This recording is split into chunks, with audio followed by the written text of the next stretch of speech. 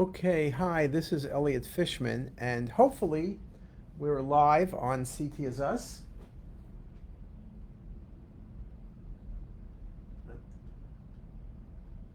I'm trying to look over my shoulder, and today we're going to do a quiz again. And the reason we're doing a quiz again is because everyone seemed to like the quiz last week. So we're going to try to do a quiz this week. So hopefully we're on live. And I'll ask Lily if we're not on live to let me know. So there's a slight delay on the from what I see on my computer for what you see. But when I was doing the quiz, I do a quiz every Wednesday for our faculty, fellows, and residents, and I gave them 3 quotes yesterday. Donald Rumsfeld, who was Secretary of Defense a number of years ago, had some great quotes, and he spoke about things like there are the known knowns, things we know, and there are the known unknowns, things we know we don't know, but there are also the unknown unknowns, things we do not know that we don't know. And that's a great quote, and it's a good way of thinking about things.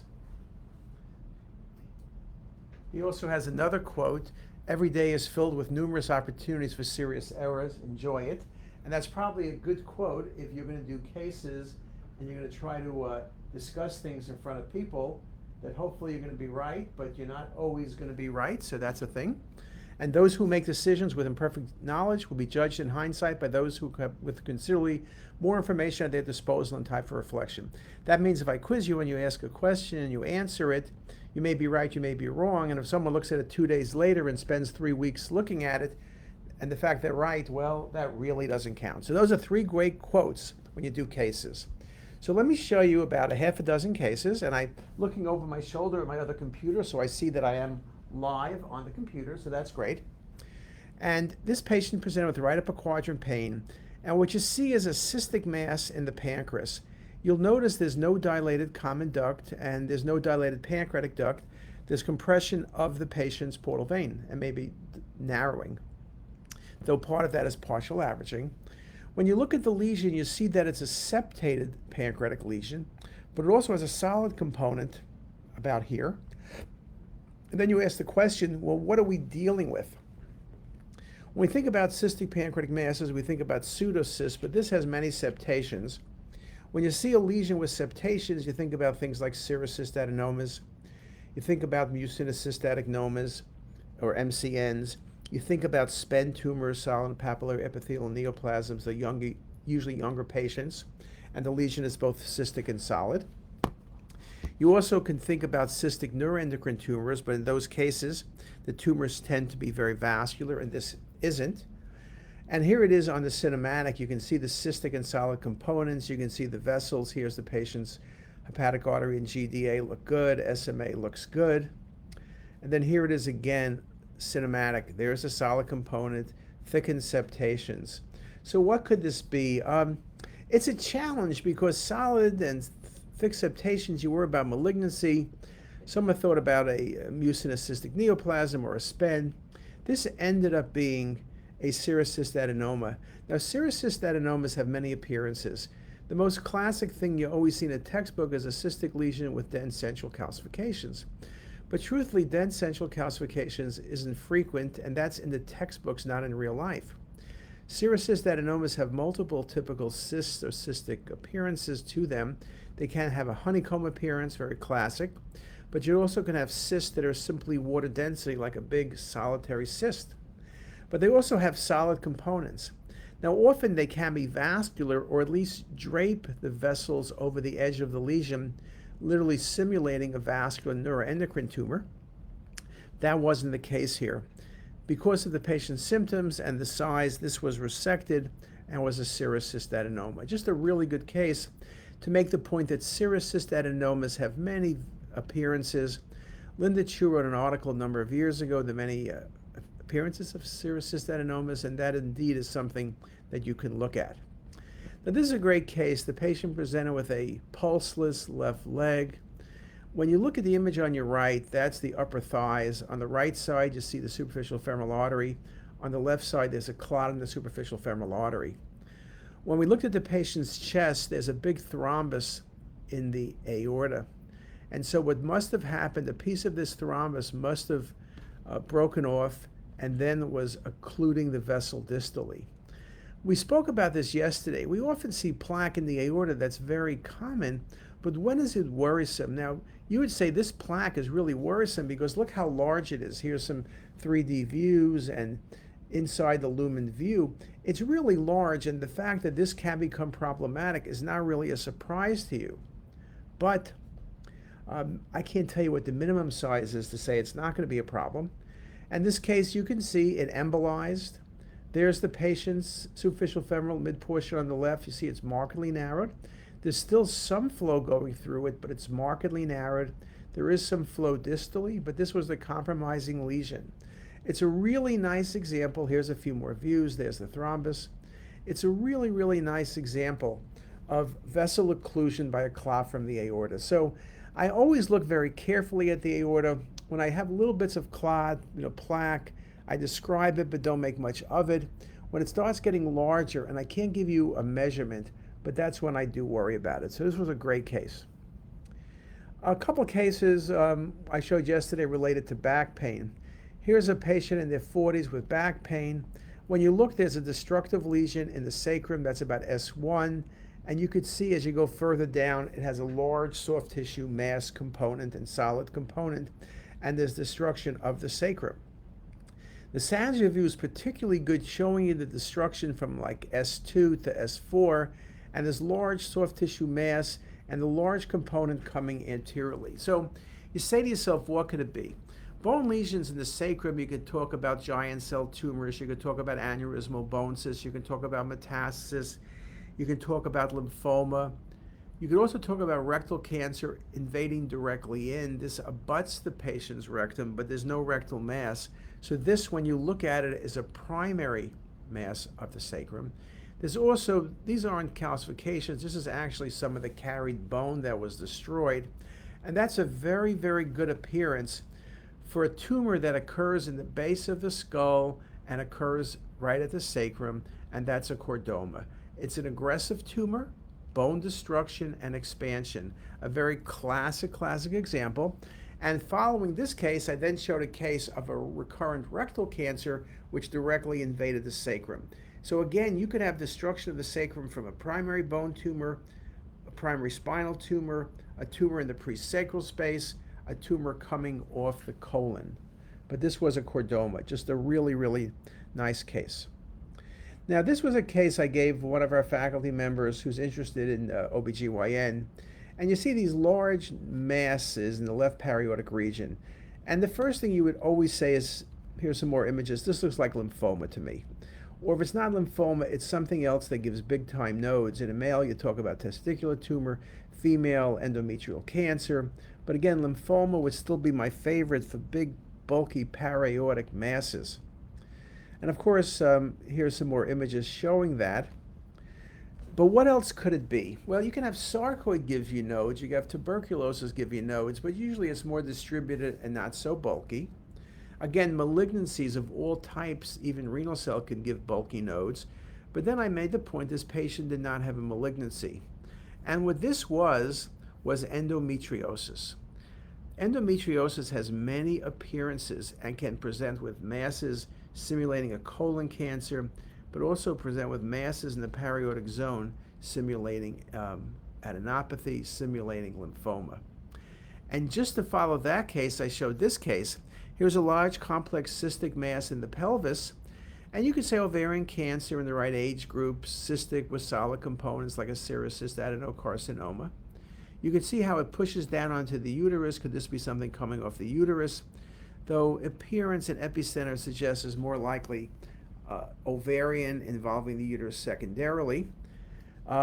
It's a great case. There's the septations. One of the things you need to speak about, or at least to consider, is endometriosis.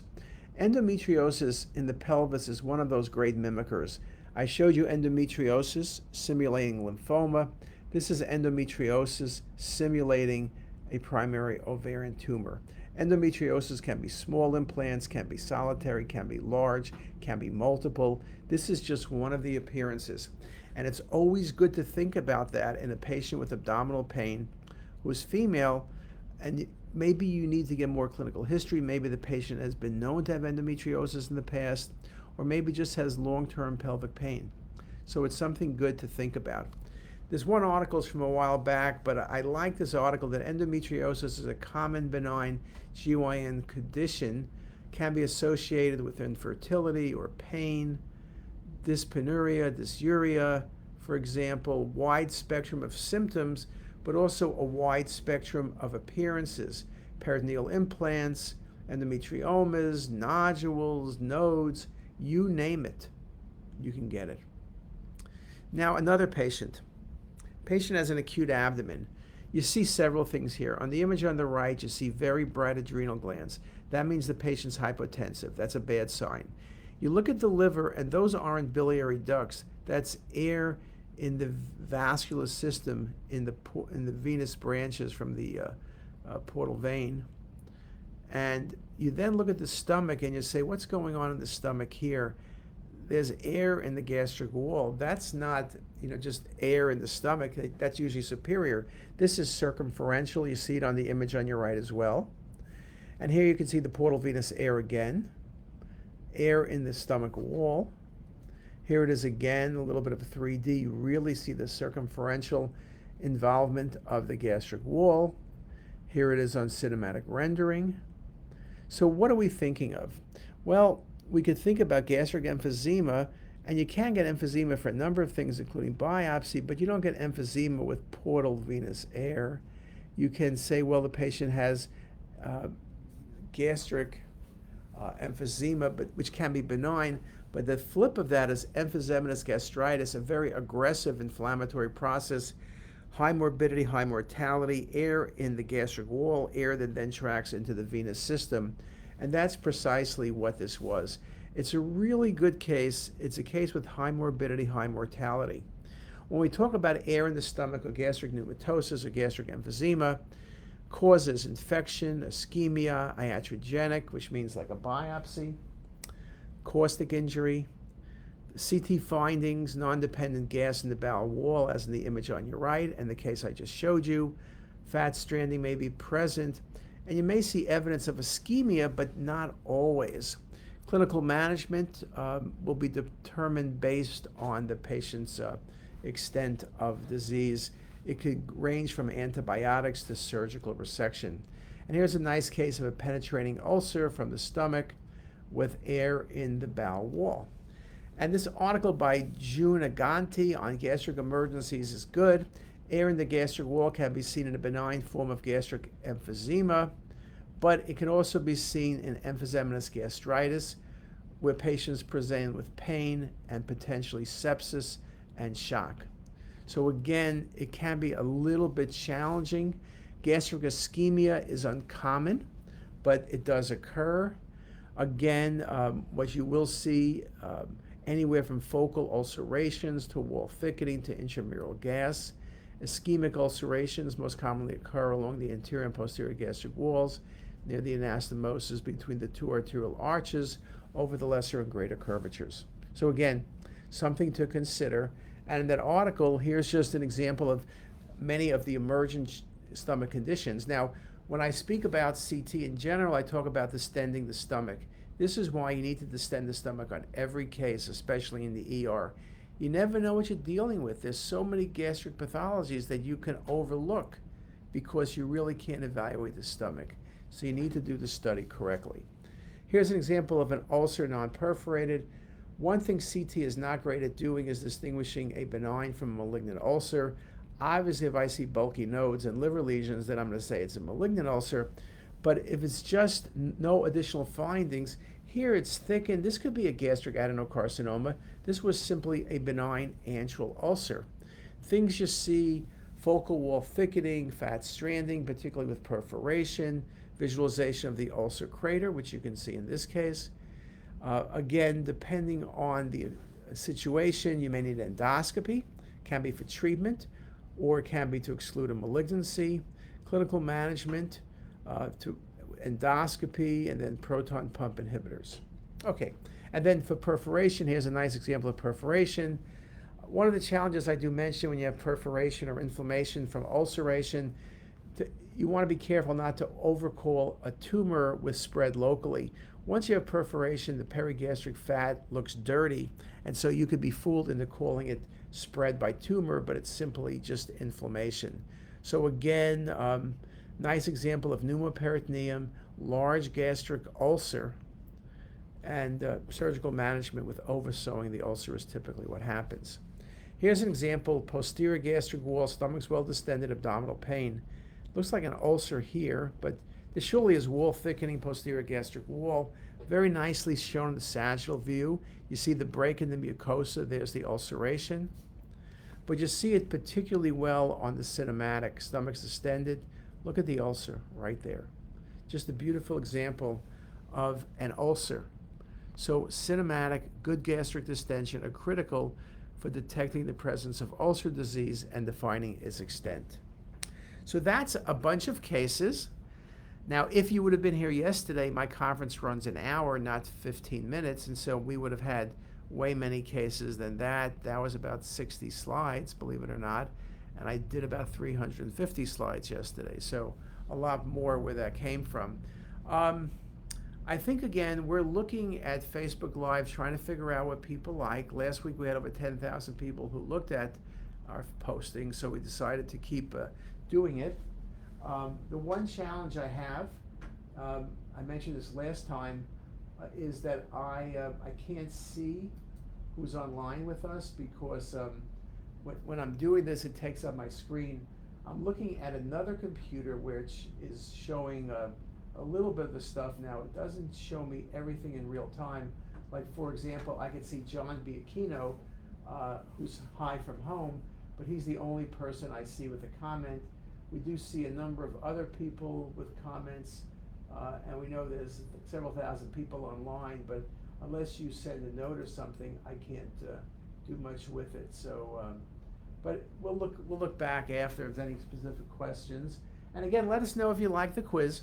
The other thing to let you know is we posted literally moments ago the link to our course, our CT virtual course that was on February 13th, less than 2 weeks ago. It's now live on CTisus. You can watch all 10 lectures one at a time or all 10 after each other. Again, it's for free. If you want CME credits, then you got to pay the bills to Hopkins. But if you just want to watch it and enjoy it, go ahead. It's for free. So with that, I'll thank everybody for their attention. I'm the night reader, or the PM person, as they say. So I started at 12 o'clock, though I've been here since a little before 7. And I will read till 8. So if you have any quiz questions, just send them to me. And again, also, I will tell everyone in the audience, if you have interesting cases or cases you want us to show and share with others, just send them to me by email, and I'll be happy to post them. And with that, I wish everybody a great day.